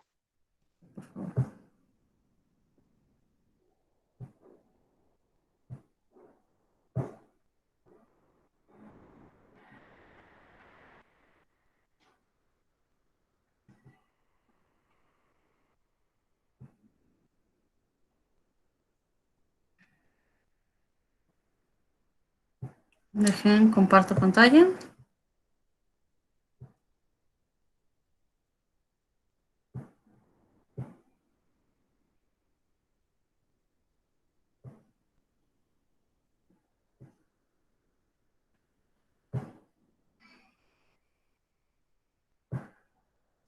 ¿Ahí ya están viendo mi pantalla? Ya, Sí. maestra. Okay. Sí, maestra. Bueno, vamos a iniciar. Me avisan para ir cambiando. Sí, maestra. Nosotros escogimos el artículo con el siguiente título: Estimación de parámetros cinéticos de Saccharomyces cerevisiae en sistemas de fermentación batch bajo distintas condiciones de crecimiento. El grupo está conformado por Ramos Navarro Nayeli, del Castillo Hernández Luis Eduardo, Serrano Aragón Ivonne Alejandra, Bello Mota Ángeles Fabiola, Tapatía Gutiérrez Ciclali Alejandra y Gutiérrez González Gabriela, que es su servidor en este momento. En el presente artículo se abordó la fermentación aerobia y los efectos que tienen los factores como la temperatura, pH y las limitaciones del oxígeno, etc. En dicha investigación se empleó la levadura Saccharomyces cerevisiae, siendo uno de los factores más importantes la temperatura, aunque el pH y la concentración de azúcares también fueron significativas. La temperatura óptima se manejó en 37 grados, la cual después de 3 horas de crecimiento le aumentaron la temperatura a 52 grados centígrados, causando un shock térmico. Después de realizar el shock térmico, se observó la disminución progresiva de biomasa, no obstante, también se observó una desaceleración del consumo de azúcares. Gracias a estos datos, se pudo obtener la velocidad específica de crecimiento, la cual es de 0.188. La siguiente, por favor. Y aquí le estaríamos mostrando una imagen del artículo, la cual fue por el autor Miguel Muñoz Gustavo Catrilaf, del Laboratorio de Ingeniería en Fermentación, el Departamento de Ingeniería en Biotecnología, el cual fue realizado en la Universidad Tecnológica de Chile. La siguiente, por favor.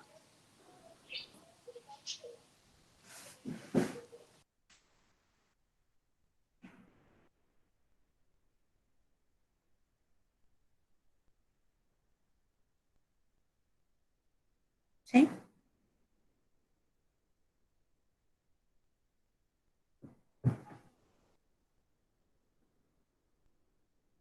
¿Citlali, andas por ahí?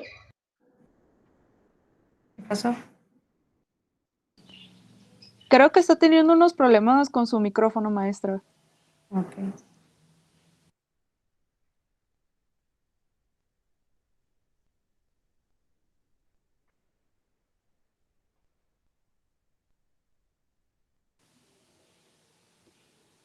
Si no, puedo decir la introducción mientras, a ver si resuelve sus problemas. Ok, continúa. La producción de levadura tiene especial interés por sus múltiples usos en varias industrias. En la alimenticia está presente la fermentación de varias bebidas como el vino y cerveza, así como también en la panadería es un importante probiótico humano y rumiante, e ingrediente importante de muchos medios de cultivo a nivel industria y laboratorio. La fermentación en reactores discontinua o por lotes Es utilizada en procesos de bajo volumen para la producción de productos biológicos finos. Una de sus principales características es su simpleza tanto en equipos necesarios como en su operación. El reactivo provee todas las condiciones necesarias para el cultivo, sea exitosa como entradas para la adición de nutrientes, suministro de oxígeno, regulación de pH y agitación, etc. Varios de estos parámetros de crecimiento fueron alterados durante la realización del experimento hasta el agotamiento de los nutrientes por el crecimiento.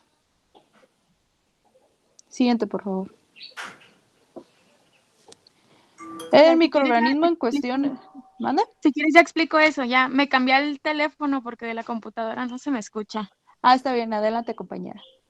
Perdón, maestra. Bueno, el microorganismo en cuestión es Saccharomyces cerevisiae, que tiene una temperatura de crecimiento de 37 grados centígrados aproximadamente. La curva de crecimiento fue obtenida por el método de peso seco y la turbidimetría como verificación del proceso. Los azúcares reductores se midieron por el método de Miller y pues rápidamente el método de Miller es un procedimiento que se basa en una reacción redox que ocurre entre el DNS, que es el dinitro salicílico, y los azúcares reductores presentes en la muestra. ¿Le puede cambiar, por favor? Para los objetivos, nuestro autor se basó en dos objetivos, un objetivo en general y objetivos específicos. En su objetivo general, pues es conocer los efectos de diversas condiciones de cultivo, tales como temperatura, concentración de azúcares, limitación de oxígeno, entre otros, en la cinética de crecimiento de Saccharomyces cerevisiae. En objetivos específicos es establecer las condiciones de cultivo que alteran significativamente el crecimiento, realizar el cultivo en las condiciones escogidas, verificando que solo un parámetro o condición sea el que tenga un efecto significativo en el crecimiento. En este caso se pone hincapié en lo que es en la temperatura, se habla mucho acerca de lo de un shock térmico que se va a explicar más adelante, y es el factor en el que más se pone a acentuar. También obtener los parámetros cinéticos después de realizar los cultivos con las condiciones escogidas. Bueno, ahora vamos con materiales y metodología. En la primera parte del diagrama del proceso en el que se prepara el reactor y pone en marcha con las calibraciones correspondientes. Primero sería la preparación del medio de cultivo, que en el caso del autor, más adelante vamos a explicar cómo está formulada este medio de cultivo, porque el autor lo formuló de una cierta manera. Primero se trasladó los nutrientes previamente pesados con las correspondientes cantidades, las cuales se le adiciona agua destilada y se aforra 1000 mililitros. Se lleva el matraz a esterilizar junto con las pipetas a través de un autoclave a 121 grados centígrados a un ATM por 15 minutos. Y se inoculará 10 mililitros de Saccharomyces cerevisiae utilizando las pipetas graduadas de 10 mililitros previamente esterilizadas. Luego será puesta en marcha de bioreactor, pero en este caso sería de que será tomada, ¿cómo se diría? La medición de parámetros en un bioreactor se realizaron mediante un software, o sea, fue de manera experimental. La calibración y medición del pH, el autor no especifica cuál es el pH recomendado o el que usó en su caso, pero la literatura dice que las levaduras toleran un rango entre 3 y 10 de pH, pero resulta favorable en un medio ligeramente ácido entre 4.5 a 6.5. La calibración y medición del oxígeno se colocará de cantidad de porcentaje. El autor lo está explicando como si estuviera usando el autoclave, pero en sí está usando el programa. Entonces, en este caso del oxígeno será puesta en porcentaje de oxígeno que se quiera utilizar, la regulación de la temperatura, la óptima que se que se utilizó desde un principio es 37 grados y para el shock térmico sería el de 52 grados. Y se inoculará con Saccharomyces cerevisiae. La siguiente, por favor. Bueno, ya en la siguiente parte del proceso, ya que está inoculada la Saccharomyces cerevisiae, bueno, empieza ya la fermentación y se regula la agitación. En esa segunda parte del proceso, bueno, empieza ya la toma de muestras cada 30 minutos para determinar biomasa y concentración de azúcares. Solamente que a partir del shock térmico, que subieron de temperatura de 37 grados a 52, las tomas de muestras se toman cada 10 minutos. En este caso, en este artículo, nos dimos cuenta que el investigador tuvo muchos problemas, tanto que, bueno, el artículo está redactado como si hubiera utilizado un autoclave en la parte del proceso, pero en realidad lo terminó haciendo en un matraz de Erlenmeyer. Entonces, bueno, es algo que queríamos ejemplificar y que mencionamos en discusión, ya que fue un experimento en cierta forma fallido, pero tuvo sus resultados. Después de tomar las muestras, de que inicia la fase estacionaria, son 3 horas. Luego del shock térmico, sigue ya hacer la curva de calibrado de azúcares y la curva de calibrado de biomasa. Con esto, bueno, ya podemos obtener concentración de biomasa, concentración de azúcares y los parámetros cinéticos. Siguiente, por favor.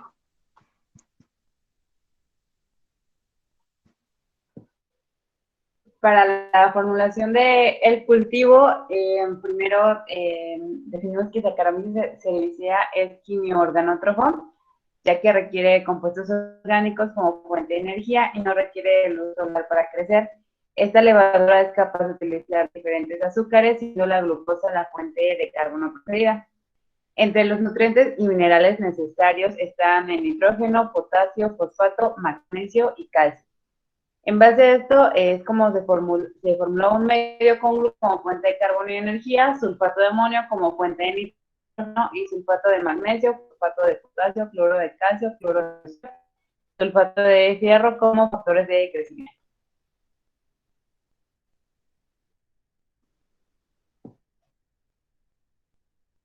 En esta parte, bueno, para calcular la velocidad específica de crecimiento se utilizó la siguiente fórmula, obteniendo el siguiente resultado, que fue de 0.188 horas. El tiempo de duplicación de Saccharomyces cerevisiae es de 3.68 horas. Como la KS de Saccharomyces es de 25 miligramos sobre litro, es muy pequeña, entonces se puede inferir que la velocidad específica máxima de crecimiento es igual a la velocidad específica de crecimiento. Y bueno, esa es la conclusión a la que llega el autor por la KS. Siguiente, por favor. Ok, para iniciar con los resultados, la levadura se expuso a diferentes tipos de experiencias en las que se analizaron sus resultados a través de gráficos, que a continuación serán presentados. Para la producción de biomasa en el consumo de sustrato. Bueno, en la figura 3 y 4, se sometió la levadura a una temperatura crítica, observándose en la figura 3 la curva del consumo del sustrato. En el eje de las Y se puede observar la absorbancia realizada por espectrofotometría y en el eje de las X la concentración de azúcar por gramo sobre litro, observándose el descenso notorio conforme al consumo del sustrato. Por otra parte, en la figura 4 se observa la curva de concentración celular por parte de la levadura, donde el eje es, se observa de igual manera en el eje de las Y, la espectrofotometría, la absorbancia de ella, y la concentración celular en el eje de las X, observándose un comportamiento típico de desarrollo de las fases de las colonias celulares, latencia exponencial logarítmica y exponencial o logarítmica estacionaria y muerte. En los gráficos ya mencionados, se puede observar la biomasa en la cual la levadura crece de manera exponencial. También esta crece a temperatura 35 grados centígrados y al aumentar la temperatura a 50 grados centígrados en el punto 5 de la gráfica, hubo una muerte térmica, la cual se ve reflejado en los siguientes 3 puntos, pues la levadura consumió el sustrato y al acabarse las reservas, en el punto 6 y 7 se observa que se mantuvo el tiempo para los microorganismos. Ok. En la siguiente figura se muestra un gráfico donde se observa el consumo de sustrato de la limitación del oxígeno. en el eje de las Y, la concentración de gramos sobre el litro, y en el eje de las X, el tiempo en minutos. El proceso de experimentación se eliminó la oxigenación a las 3 horas. Desde el inicio de la entonces se muestra que al tiempo de 180 minutos, o sea, 3 horas, el sustrato permanece constante, lo cual puede suponer que la célula ya no consume el sustrato. Y entonces empieza la muerte celular. En la figura 6 se muestra un gráfico en el cual la levadura se sometió a un medio enriquecido teniendo un color, en color azul la cantidad de sustrato y en el color rojo la biomasa encontrada en el medio. Así que se logra apreciar con mayor claridad la fase estacionaria, confirmándose que un medio enriquecido ayuda en microorganismos tengan un mejor crecimiento. Sí.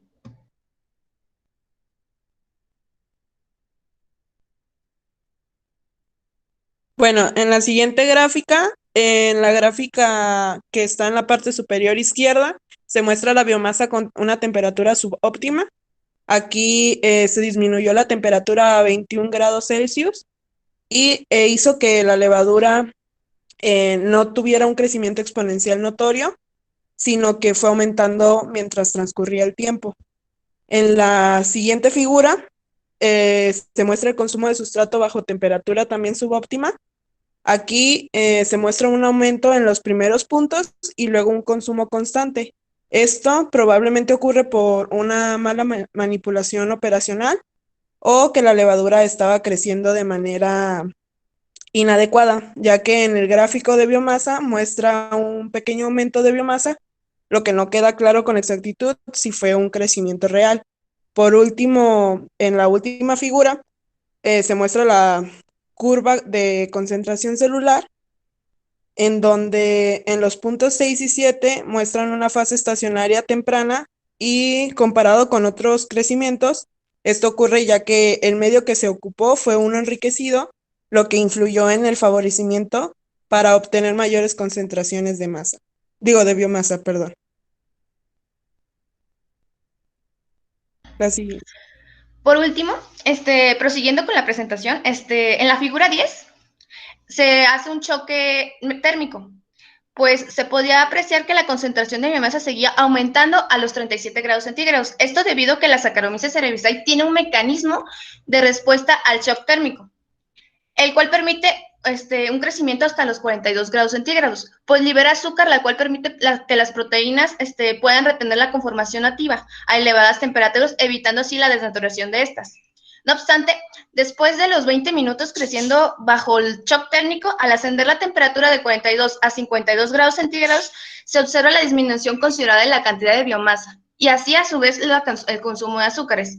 Después de variar el tiempo y la concentración, se confirma en este momento la muerte de las levaduras. El crecimiento de la biomasa en la figura 10 es exponencial hasta el punto 9, al cual se corresponde al momento donde se hace el choque térmico. La curva comienza a descender abruptamente, ya que la temperatura aumenta de 15 grados superior a los 35, que son los grados óptimos para su crecimiento, llegando hasta los 50 grados. Para la figura 11 se observa el mismo análisis, pero con respecto al consumo del sustrato, los azúcares reductores observándose un descenso con este análisis, el cual se realizó por el método ya descrito, el DNS, hasta el tiempo de 5 horas, dejándose observar el comportamiento de consumo normal, donde aquí empieza a realizar el choque térmico, mostrando que después de este tiempo la levadura ya no consume el sustrato.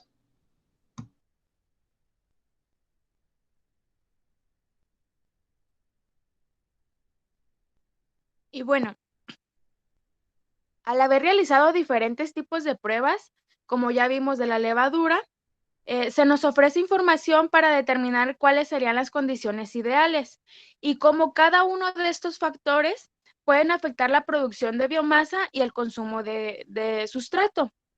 No obstante, el autor menciona que no se pudieron realizar pruebas en un reactor, en cambio fueron realizados en un matraz, Por lo tanto, no se puede basar tanto por completo en los resultados, porque lo ideal hubiera sido que todo esto se hubiera realizado en un reactor para tener las condiciones mejormente controladas. ¿Le puede cambiar, por favor? Bueno, por cuestiones de que fue fallido el uso del reactor, no sabemos si estas condiciones hubieran presentado algún tipo de inhibición extra, ya sea del sustrato o del producto. Los autores no reportan ninguna inhibición de este tipo. Sin embargo, en otro artículo revisado, se hace énfasis en que las levaduras pueden causar fermentación etílica, por lo cual, de presentarse, podría inhibir por producto el crecimiento microbiano. Y bueno, en base a esto, se logra considerar que dentro de lo visto en el programa, se logró evaluar el crecimiento y la inhibición de la levadura bajo distintas condiciones. Como ya lo mencionamos, puede ser el pH, la temperatura, e igual que se realizó un shock térmico. La siguiente, por favor. Bueno, algunas conclusiones es que pudimos conformar que la célula es totalmente aeróbica, ya que se eliminó la aireación en la hora 3 desde que inició la fermentación, y al no tener oxígeno, pues provocó la muerte celular. Otra cosa que concluimos también es que los parámetros cinéticos de crecimiento microbiano son las herramientas básicas para escalar los procesos biotecnológicos evaluados en el laboratorio, ya que nos ayudan a predecir el desarrollo de la fermentación y evaluar los rendimientos y las productividades en los procesos. Y por último, nos dimos cuenta que la cantidad de biomasa disminuyó considerablemente y que a su vez el consumo de azúcares llega a un punto donde deja de variar mientras transcurre el tiempo, confirmando la muerte de gran parte de las levaduras. Todo esto después de que estuvo por lo menos 20 minutos creciendo bajo shock térmico, posteriormente aumentando su temperatura de 42 grados para finalmente llegar a los 52 grados centígrados.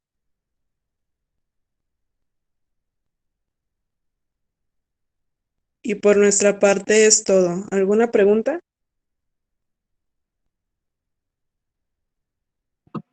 ¿Saccharomyces cerevisiae no es anaeróbica?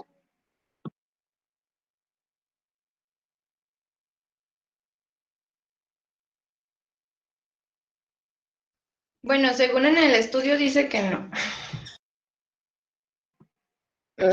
Bueno, pero es una levadura anaeróbica. No dice que son los esperados bajo condiciones aeróbicas en presencia de oxígeno libre o exceso de aire.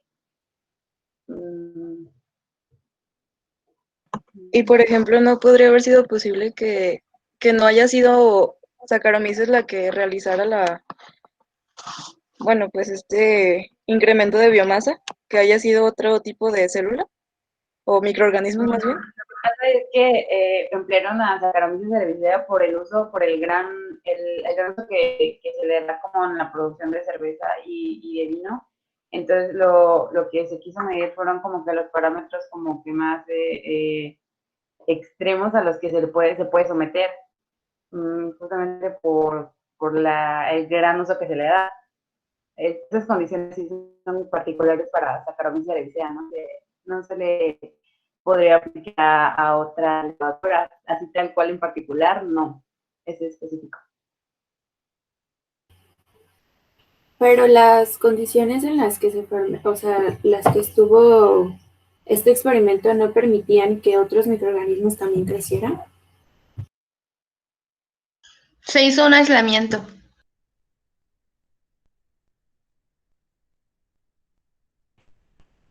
Ok. Sí, ¿Y cómo bueno, se confirmó que era Saccharomyces cerevisiae?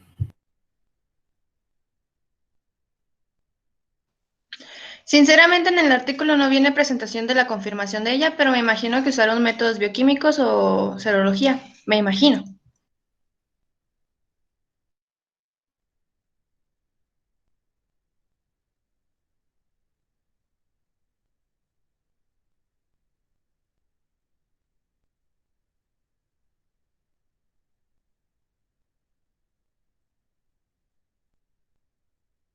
¿Alguna otra pregunta? ¿De qué revista es el estudio? Es de ResearchGate. Esa no es una revista, ese es un repositorio.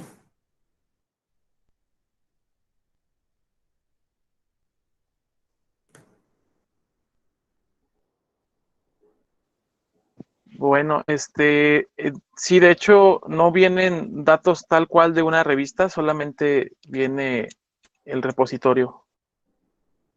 Tienen que tener los datos de la revista. Recuerden siempre revisar sus fuentes. Sí, lo tendremos en cuenta. Gracias, maestra. Si la encuentran en el ResearchGate, pues no quiere decir que esa sea la... Normalmente ahí los mismos autores la suben, entonces tienen que darse cuenta porque a veces suben trabajos que todavía no han publicado o trabajos que si ya están publicados no están disponibles en línea por el costo, porque muchas revistas cobran. Entonces tienen que googlear en Google Académico, obviamente, directamente el artículo para que ubiquen la revista donde se encuentra. Ok, lo tendremos en cuenta para los próximos trabajos. Ujú, muy bien. Seguimos porque no sé si alcancemos. ¿Quién más falta? Maestra, yo Nosotros, también tengo maestra. una pregunta. Dime. Es que no dijeron en cuántos nanómetros fue analizada la turbidimetría. Quería Según preguntar en cuánto. en ¿Cuál fue el cambio? turbometría, en nanómetros exactamente no, pero en lo de observancia son 540 en general. Para la determinación de biomasa fue a 640. Ok.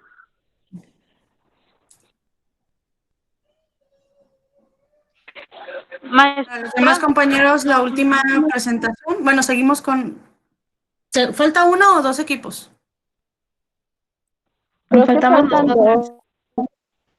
No, faltaría uno, nada más que, bueno, lo que me dice que No, hacer no una sé si petición también. de que si me puedo retirar de la clase, quiero entrar a trabajar.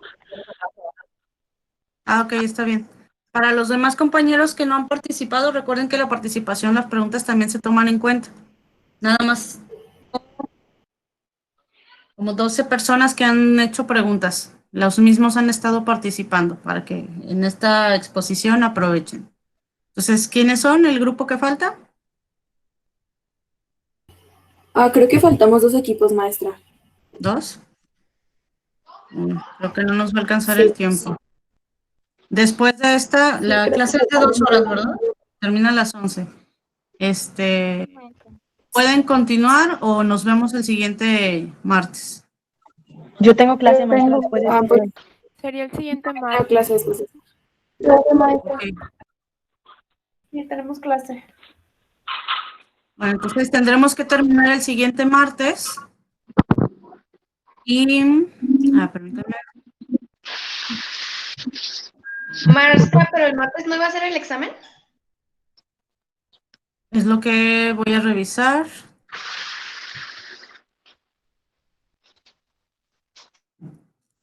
Entrega, ajá.